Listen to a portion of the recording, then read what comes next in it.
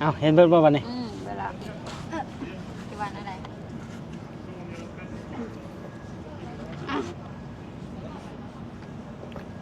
สวัสดีนะครับสวัสดีนะครับพี่ สบายดีพี่สบายดีน้องขวัญนะครับสบายดีน้องมิมี่ สบายดีน้องมิมี่ สบายดีทุกช่องเด้อ ก็คือนะครับคลิปวิดีโอนี้นะครับกับน้องขวัญเนาะ แม่ ก็ช่วงนี้ก็เป็นกระแสมาแรงนะครับก็คือมียูทูบเบอร์ชาวลาวนะครับที่ว่าไถรีดเงินจากอ้าย อ้ายหรือว่าจากพี่ชายนะครับว่าโบโซล่านะครับช่วงนี้ก็สงสัยก็คือคนหลายคนก็สงสัยว่าบ่าวน้อยปากเซ่นะครับแต่ว่าไปหาเขาเรียกว่ากระโชกทรัพย์เอาอีเมลไปแจ้งลิขสิทธิ์แล้วก็รีดไถเงินนะครับก็เงินนั่นนะกองจะคือดับบ่เป็นหยังเงินนั่นนะก็คือโอนเข้าบัญชีน้องขวัญของน้องขวัญแล้วก็พี่ FC หลายคนก็สงสัยว่าขวัญไหนนะครับในฐานะที่บอกกี่แหล่งนี่ถ่ายคลิปกับน้องขวัญหลายคลิปแล้วนะครับน้องขวัญก็อยากออกมาชี้แจงเนาะมื้อนี้ก็อยากให้ไอ้กิแหล่งชี้แจงในช่องไอ้กิแหล่งแน่นะครับ FC ไอ้กิแหล่งว่าบัญชีน้องขวัญนะครับอันนี้ก็คือขวัญนี่ก็คือคนละขวัญเด้อนะครับพี่ FC นะครับขวัญเมียบ่าวน้อยนะครับน่ะคนนั้นนะครับน่ะถ้าบอกกี่แหล่งจำบ่ได้ชื่อช่องคือว่าน้องขวัญสาวลาวบ่อ๋ออันนั้นคือน้องขวัญสาวลาวอันนี้น้องขวัญหยังขวัญสาวสวรรณเขตอ๋อขวัญสาวลาวนี่มีแฟนแล้วมีแฟนแล้วมีผัวแล้วอันนี้ขวัญนี่มีผัวแล้วนี่ขวัญสาวสวรรณเขตนี่ยังโสดนี่โสดบ่ โสดตัวบักใหญ่โสดตัวบักใหญ่โสดแท้หลายพี่ FC หลายคนถามอยู่หลายมื้อก่อนโสดเลยก็โสดทุกคนโสดมา3 ปีแล้วอยากให้มาชี้แจงเนาะครับอยากให้มันมาชี้แจงการทำแบบเป็นพยานนะว่าน้องขวัญบ่ได้เป็นแฟนของบ่าวน้อยปากเซ่แล้วก็บ่ได้มีหยังเกี่ยวของกันบ่ได้เป็นฮู้จักกันบ่ได้เป็นหยังฮู้จักกันบ่ถ้าว่าฮู้จักบอกบ่ได้ฮู้จักแล้วเงินที่เขาโอนเข้าบัญชีแม่นขวัญนี่บ่บ่แม่นอ๋อคนละขวัญน้องขวัญเป็นบัญชีไทยแต่ว่านั้นเป็นบัญชีลาวอ๋ออันนั้นเป็นบัญชีลาวนะครับก็จากเงินที่ว่าการรีดไถเงินนะครับแบบนั้นก็บ่อยากให้ซุ่มน้องๆที่ว่าทำ YouTube นี่ก็เฮ็ดแบบนั้นเนาะแม่นอยากออกมาเตือนแม่นอยากเตือนหลายๆคนที่ว่าน้องๆหรือว่าพี่ๆที่ว่าเฮ็ด YouTube เนาะก็บ่อยากเฮ็ดบ่อยากเฮ็ดแบบนั้นบ่อยากให้เอาไปเป็นแบบอย่างที่บ่ดีให้ประเทศเฮาเสื่อมเสียเก่งถึงว่าเก่งก็เก่งไปในทางที่มันถูกเนาะแม่นในฐานะที่เฮาเป็น YouTube ด้วยกันเห็นเรื่องนี้มากอะหดหู่นะครับหดหู่เนาะเห็นแล้วก็หดหู่แล้วก็เศร้านะครับที่เกิดกับ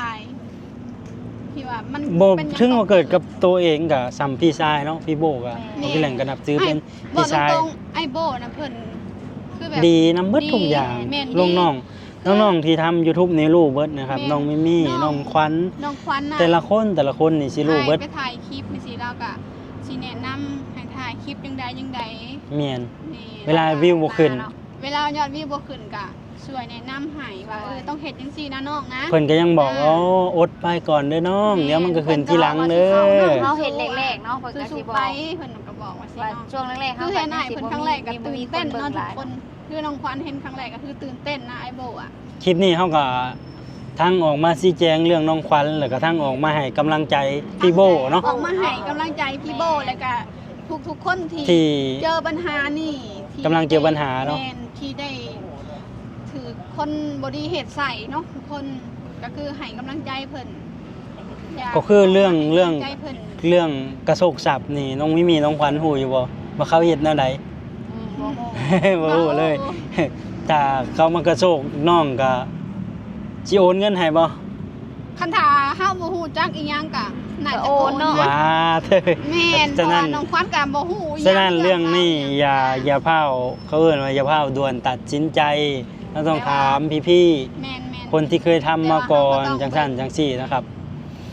ก็คือการกระโชกทรัพย์ครั้งนี้นะที่ว่าอันนี้เขาสงสัยเบาน้อยปากซีนี่พี่จะอธิบายสุพังเด้อก็คือนะครับเกิดขึ้นจากคลิปบอยเขมร ก็คือบ่าวน้อยปากเซนะครับได้ซื้อเอาซ่องหนึ่งลำมาบ่าวลาวซื้อไปเป็นของเจ้าของ โอ้ แล้วก็ใส่ซ่องของลำมาบ่าวลาวนั่นลงคลิปบอยเขมรบ่าวน้อยจะไปดูดเวลาเขมรบอยเขมรลงคลิปบ่าวน้อยจะมาดูดแล้วก็ลงก่อนเพื่อน โอ้ เพิ่นก็เลยมีสิทธิ์ ใช่ก็เลยแจ้งว่าลงเพราะว่าระบบ YouTube นะครับไผลงก่อนเพื่อนจะได้สิทธิ์ว่าคนนั่นคือเจ้าของลิขสิทธิ์บ่าวน้อยก็เลยใช้อีเมลตัวนี้ลำมาบ่าวลาวนี่ลงก่อนพออันเขาไอโบผู้ใดที่ดูดคลิปมาลำหลัง ถึงจะไปดูดคลิปเดียวกันนั่นแหละที่มาจากเขมรบ่ได้เอามาจากบ่าวน้อยแล้วก็บ่ได้เอามาจากบำนาบ่าวลาวเอามาจากบอยแต่ว่ามันเป็นคลิปเดียวกันพายเดียวกันบ่าวน้อยก็สามารถแจ้งได้ใช่ว่าเป็นเจ้าของให้นำคลิปวิดีโอน่ะออกไผเอาลบไปลงก็ ใครเอา แจ้ง ล YouTube หมดเลย แจ้ง YouTube ให้ไปเอาออกหมด ที่จริงน่ะบ่แม่นช่อง บ่แม่นของบ่าวน้อยเอง โอ้ บ่าวน้อยก็ซื้อซ่องนั่นน่ะมาไว้เพื่อจะ เพื่อเอา ดึง เงิน ค คน นอื่น แม่น เพื่อไถเงินคนอื่น แล้วเพิ่นเอามาจังซี่แต่บอยคอมเมนต์บ่อันนี้เพิ่นติ อ๋อบอยเขาก็อยู่บ้านเขาก็ที่จะถ้าเป็นเมืองไทยโอ้เรื่องใหญ่เรื่องโตขึ้น เขาเอา ขึ้นลงขึ้นศาล เขาเอาเต็มที่เลยเนาะ ใช่ อันนี้บอยก็อยู่บ้านเขาบอยก็เข้ามาบ่ได้ แม่ บอยเข้ามาไทยบ่ได้ คือกำลังแบบนี้กันอยู่เนาะ แม่ เป็นดราม่ากันอยู่เนาะเป็นกระเชง ถ้าบอยสิมาแจ้งความ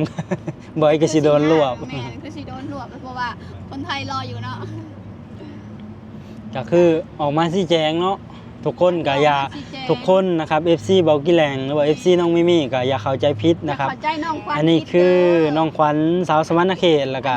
เพึ่งทำซ่องด้วยเนาะ ถ้าก็เห็ดซ่องมา ส่วนร้ายกะไปถ่ายคลิปเองอีกเนาะ ไปถ่ายคลิป น้องก็บ่ได้ เอา บ่ได้เอาของคนอื่นมาอีกเรียกสั้นก็ได้ ถ่ายส่วนมากรายการสีเอา คนที่รู้จักกันถ้าเอามา ค ก็ นรู้จักกันหรือว่าแบบแค่ลูกภาพ แม่ ประมาณนี้ อันนี้ก็บ่ได้เอาคลิปคนอื่น เาเคยมาเรียสั่นคลิปคนอื่นนะ และน้องขวัญก็บ่ได้มีส่วนเกี่ยวข้องในเรื่องนั้นเนาะ เกี่ยวของอีหยังทั้ง บ่ฮู้บ่เห็น บ่ได้ฮู้บ่ได้เห็นอีหยัง จะว่าฮู้เห็นเรื่องราวมันเกิดขึ้นในรู้ ถ้าว่าฮู้บ่ที่ว่ามันเกิดขึ้นนี้น้องควันฮู้แล้วก็น้องควันก็ให้กำลังใจ ใจไอ้โบ ให้กำลังใจ แจไอ้โบแล้วก็พี่ๆที่ถูกกระทำกดทราบตอนนี้ก็เรื่องราวเนาะก็เดินคือว่าคืบหน้าได้เนาะ กำลังดำเนิน คืบหน้าครับพี่โบก็ข้ามพังลาวเนาะวันนั้น คือแบบ กำลังข้ามพังลาวพี่โบพี่ต้น กำลังข่าวเราไปหาบ่าวน้องปากเซเนาะ แต่บอกกี่แหล่งก็มันก็ ไม่มั่นใจ ที่ว่า ทำไม มัน สิ เรื่องว่า สิจับ ดำเนิน บ่ได้ คดีอิหยังนี่ยังบอกกี่แหล่งยังบ่มั่นใจว่าสิจับบ่หรือว่าสิถึงขั้นตอนนี้น่าจะกำลังดำเนินเรื่องสิไกลเกลี่ยหั้นนะเพราะว่า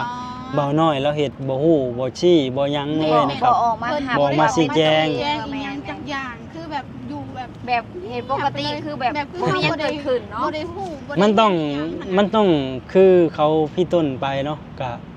แ มันต้องผู้เสียหายเท่านั้น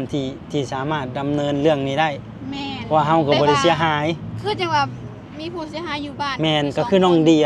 เท่านั้นที่ไปแจ้งความ กับไอ้บุญ อันบ่อยู่แล้วก็บ่ทันโอนเงิน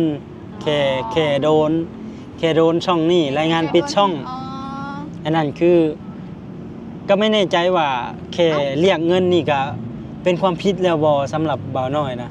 โอ้มันก็ สำหรับเขาบ่าวบุญยู่อีหยังแบบนี้หันนะกระพากพี่ FC บอกว่านะครับแค่ทักแค่แจ้งลิขสิทธิ์เนาะบ่าวบุญยู่นี่คือถูกแจ้งลิขสิทธิ์ไอโบนี่ก็คือถูกเรียกเงินแต่ไอโบบ่โอน ไอ้โบบ่โอนไอ้โบ ใช่ไอโบว่ารู้ว่าเป็นคนลาวแต่ว่าน้องเดียนี่คือโอนสำเร็จแล้วนะครับ น้องเดียนี่คือได้เงินเรียบร้อย ใช่เข้าบัญชีน้องขวัญเรียบร้อย โอ้ แต่บ่แม่นขวัญนี่ ไม่ตกใจ เดี๋ยวน้องควันอีกไหม FC หลายๆคนกับเขาใจพิษเนาะ ใช่คนละขวัญ วันขวัญคนนี้บ่เนาะ ก่อนหน้านี้น้องควันกะได้ออกมาชี้แจงแล้วเนาะแต่ว่ายัง ยังมีซ่องอยากให้ แม่น เพราะว่าน้องขวัญเคยออกในซ่องอ้ายหรือว่าซ่องพี่กิแรง เคยออกใน FC คิกิแรง FC เบากิแรงก็สิได้เห็นหลายๆน้องขวัญผ่านๆแล้วก็อยากออกมาชี้แจงให้น้องเพิ่นเพื่อให้น้องเพิ่นสบายใจเนาะก็ยังบ่คักว่าขวัญ ขวัญคนไหนกันแน่เนาะ ใช่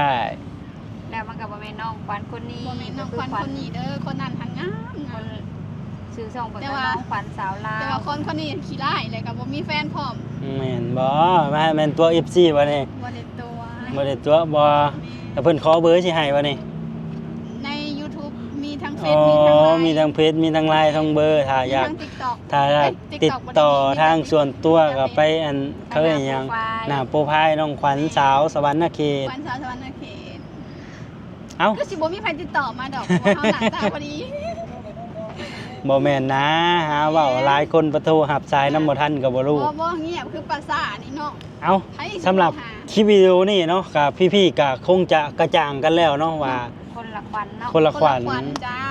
ก็ภาคเป็นกำลังใจให้พวกเฮาได้นะครับ ที่จะนำเสนอเรื่องราวส่วนใหญ่เฮาบ่ได้เน้นเรื่องดราม่าเนาะครับ แม่นๆ ช่องน้องมิมี่ก็ถ่าย ก็สิเป็น ท่องเที่ยวอาจจะมีเรียกสั้นบ้างนะครับ ส อ่า ถานที่ต่างๆที่คนลาวมาเมืองไทยแล้วยังบ่เคยไปเห็นครั้งแรกแบบนี้ สถานที่ สถาน ที่ ที่ ยัง ท่ บ่ อง ได้เค เที่ย ยว ไป หลายๆ เนาะ บ่หลายๆบ่ที่บ่เคยไป ก็อยากให้ อาศัย FC เห็นน้ำกันเนาะ เห็นเนาะในเบิ่ง อยากให้ FC เห็นน้ำกัน ขอบคุณประเทศไทยขอบคุณคนไทยเนาะที่ให้เฮามีที่ทำงาน แล้วก็ที่ท่องเที่ยว เที่ยว แล้วก็มีสถานที่ได้หลายสถานที่ที่ ถ้าเฮาบ่มีเมืองไทยนี่คือสิบ่มีมื้อนี้ได้จบเฮา แม่นเฮาก็บ่ได้บอนถ่ายคลิป สิเฮ็ดหยังทำหยังก็คือ